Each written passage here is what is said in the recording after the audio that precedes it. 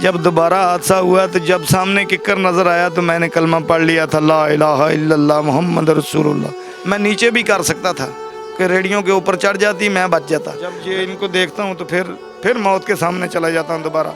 इसने कहना, या खुदाया मेरा मियाँ बच जाए, मेरे मियाँ की टांग बच जाए। बिस्मिल्लाहिर्रहमानिर्रहीम। आप देख रहे हैं फ्रेम 360। मैं हूं आपका मेज़बान इमरान अली। आज मैं आपको बताऊंगा कि बस ड्राइवर की ज़िंदगी एक्सीडेंट से पहले कैसी होती है और एक्सीडेंट के बाद कैसी होती है। त्यारा बस ड्राइवर जो होता है उसके साथ बस हादसे के बाद जब बस किसी बड़े हादसे का शिकार होती है तो ड्राइवर के साथ क्या सलूक किया जाता है, ड्राइवर के साथ लोगों का क्या बर्ताव होता है, लोग उन्हें मारते हैं या उन्हें भी बचाने के लिए आते हैं। अस्सलाम वालेकुम। वालेकुम सलाम जी। जी, आप मुझे ये बताएं कि आपका 2 बार बस में हादसा हुआ, 2 बार एक्सीडेंट हुआ, अल्लाह ताला ने आपको बचा लिया, तो हादसे के फौरी बाद आपके ज़हन में क्या चीज़ आती है? सर जब हादसा फौरी बात तो उस वक़्त तो यही आता है कि बस पता नहीं बच रहा हूँ कि ख़त्म हो रहा हूँ। जिस वक़्त पहले हादसा हुआ था उस वक़्त तो पता ही नहीं चला, बेहोश हो गया था। जब दोबारा हादसा हुआ तो जब सामने किक्कर नज़र आया तो मैंने कलमा पढ़ लिया था, ला इलाहा इल्लल्लाह मोहम्मद रसूलुल्लाह। तो मैंने सोचा बस अभी ख़त्म, क्योंकि स्टीयरिंग फ्री हो गया था, गाड़ी बेकाबू हो गई थी। तो नीचे खतान था, सामने किक्कर था।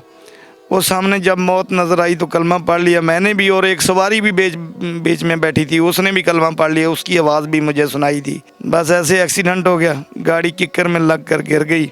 उस वक़्त जो कोई अच्छा लोग हो साथ उधर अदर हों, कोई डेरे वाले को, मकान वाले को, घर वाले उधर इधर कहीं साथ हों, तो कई लोग तो एहसास करते हैं, निकालते हैं। तो कई लोग ऐसे होते हैं जो पकड़ कर मारते हैं, मार कर मार देते हैं ड्राइवर को भी, ये इसने जान के किया है, इसने चरस पी, इसने शराब पी है, इसने, हालांकि ड्राइवर कोई नशा भी ना करता हो फिर भी उस पर इल्ज़ाम आ जाता है, इसने शराब पी है, इसने चरस पी है, नशा किया है, ये गाड़ी इसलिए कल्टी हो गई है। आप मुझे ये बताएं कि हादसा तो हो जाता है, जब हादसा होता है तो आपको सिर्फ अपनी ही पड़ी होती है या बाकी जो आपके साथ ज़िंदगियां होती हैं उनका भी सोच रहे होते हैं, एकदम उनकी भी सोच आती है कि उनके साथ हादसा तो हो गया, उनके साथ क्या हुआ? सर जो इंसान है ना, इंसान का बच्चा, उससे तो यही सोच आएगी कि मैं दूसरों को बचाऊं। जो इंसान नहीं है, हैवान है, वो खुद की साइड बचाएगा और अपनी साइड बचाएगा, दूसरी साइड मारेगा। मैंने जब पहली मर्तबा एक्सीडेंट हुआ उधर नीचे मोटरसाइकिल और रेडियो को क्रॉस कर रहा था,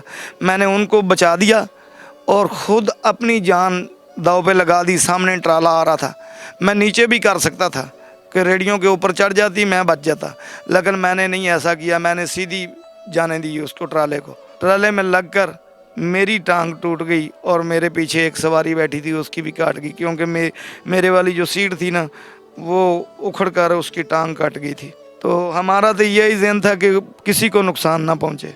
आपका 2 दफ़ा एक्सीडेंट हुआ, बस को काफ़ी नुकसान पहुँचा, बस मालकान का आपके साथ क्या रवैया था? सर बस मालकान का तो कोई रवैया अच्छा नहीं था। उन्होंने तो क्या था, अब मैं क्या करूं, मैं तो खुद बीमार हूं, पहले वाला मालिक, उन्होंने कुछ भी 1 रुपया नहीं दिया। और मेरी बीवी ने, अल्लाह ताला इसकी ज़िंदगी करे, इसे लंबी उम्र दे, इसे तंदुरुस्ती दे, ऐसी बीवी खुदा हर किसी को दे जैसी अल्लाह ताला ने मुझे इनायत की है।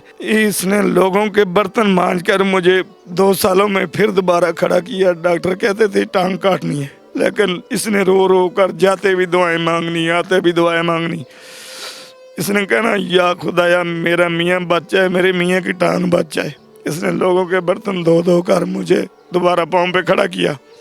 जब मैं ठीक हुआ 2 साल के बाद फिर इसको मैंने बोला, भाई अब तू बैठ जा, अब तू नहीं करेगी, मैं ठीक हो गया हूँ, मैं गाड़ी चलाऊँगा। और सबसे पहले मुझे 1-2 चक्कर मैंने बावलपुर के लगाए, लोकल के। वो मालिक मुझे गाड़ी नहीं दे रहा था, बाबा पहलवान वाला ट्रांसपोर्ट है, अरफान वड़ैच, गाड़ी नहीं दे रहा था। वो कहता था पता नहीं क्या करेगा, इसकी टांग टूटी है, पता नहीं चलाएगा भी या नहीं। वो मैं वैसे मुझे 1000-1500 रुपये देता था, लेकिन उसका, वो दूसरी गाड़ी का मालिक है, उसकी नौकरी नहीं हम कर रहे थे। वो 1000-1500 देता था, लेकिन उससे हमारा निज़ाम नहीं चलता था।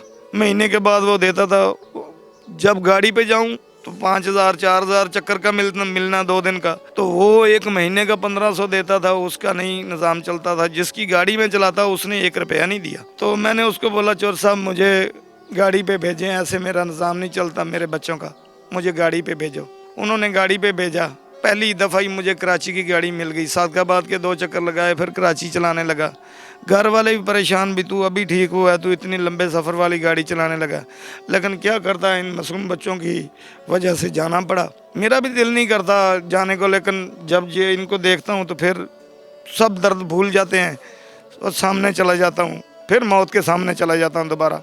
अभी जो मालिक हैं उन्होंने भी जिस दिन एक्सीडेंट हुआ उसी दिन दूसरे दिन उन्होंने, उस वक्त तो उधर कुछ भी नहीं पूछा, आए नहीं 10 बजे तक मैं लारी अड्डे में पड़ा रहा। फिर मैंने वो 11 बाई वालों को कॉल की, उन्होंने आकर मुझे उठाया, वो लेकर गए न्यू अस्पताल।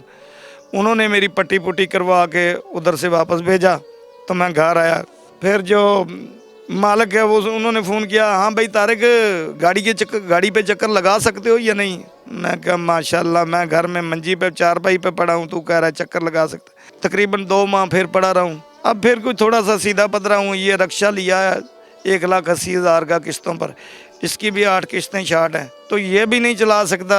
इसी टांग से ब्रेक दबानी है सज्जी से, और ब्रेक इसकी सख्त होती है और कोई काम भी नहीं कर सकता। तो ये इसी से गेयर लगाता हूँ खब्बी टांग से, फिर ऐसे करके इधर से ब्रेक लगाता हूँ। थोड़ा बहुत अपना कोई छोटा मोटा काम हो तो वो कर लेता हूँ इस पे जाकर।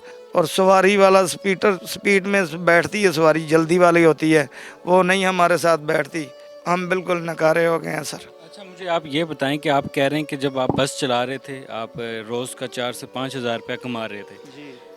अब बस चलाना छोड़ दी, हादसे के बाद आपकी टांग टूट गई, टांग टूटने के बाद आप बस नहीं अब चला रहे, तो अब घर के हालात क्या हैं, कैसे गुजर बसर हो रहा है आपका? घर के हालात तो सर कैसे बताएं भाई। ये मेरी बेगम है, ये वही काम फिर करने लगी है, लोगों के बर्तन धोने लगी। लेकिन वो बात नहीं जो मैंने शहंशाहों वाली इनको ज़िंदगी बताई है। ये इतनी सी चीज़ मांगते थे, हम इतनी ला देते थे, टोकरा भर कर ला देते थे फ्रूट का। वो तो बात नहीं है। ये आप हमारा बेटा देखते हैं छोटा, ये जब ये कोई चीज़ मांगता है ना, ऐसे मांगता है ये कलेजा फाड़ कर रख देता है। दूध, पापा मुझे भूख लगी है, दूध है?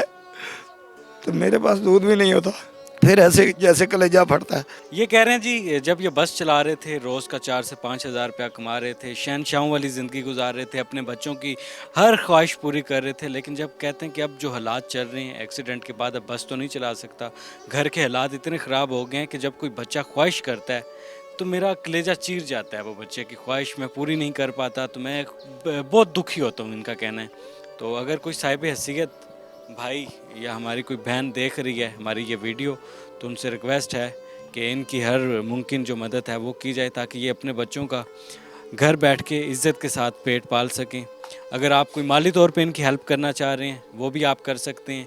अगर आप इनको कोई राशन पैक लेकर देना चाह रहे हैं वो भी आप कर सकते हैं। अगर कोई आप मंथली लगाना चाह रहे हैं तो वो भी आप इनको लेकर दे सकते हैं। डिज़र्विंग हैं, बहुत मेहनत कर रहे थे, इनके बच्चे बड़ी अच्छी शाहाना लाइफस्टाइल गुजार रहे थे, नवाबों वाली ज़िंदगी गुजार रहे थे, इनका कहना है। तो अब इनके हालात बहुत ज़्यादा ख़राब हैं। घर में इनके आटा भी नहीं है इस टाइम, इनके घर में इस टाइम राशन भी नहीं है। तो मैं इधर अभी घर आया तो बड़ा मुश्किल हालात हैं इनके, बड़ा देखकर दुख हुआ। तो आप लोगों से रिक्वेस्ट है कि आप इनकी हर मुमकिन मदद करें। ये नेकी का महीना चल रहा है, रहमतों का महीना चल रहा है, रमज़ान, और दिल खोल के मदद करें। इनका नंबर स्क्रीन पे चल रहा है। फ़िलहाल अपने मेज़बान इमरान अली को इजाज़त दें, मिलते हैं नेक्स्ट वीडियो में। तब तक के लिए आप अपना बहुत ख्याल रखिएगा। अल्लाह ने